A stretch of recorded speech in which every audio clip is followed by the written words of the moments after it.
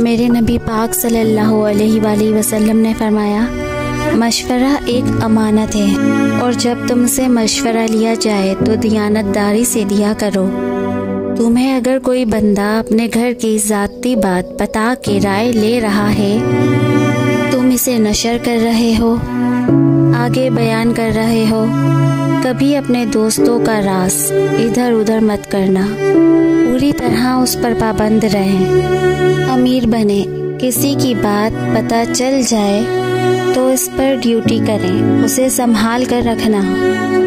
याद रखना, मेरे नबी पाक सल्लल्लाहु अलैहि वसल्लम ने फरमाया है, अगर तुम किसी शख्स को रुस्वा करोगे ना, तो तुम 7 कमरों में पीछे भी बैठे हुए तो अल्लाह तुम्हें वहाँ रुस्वा कर देगा।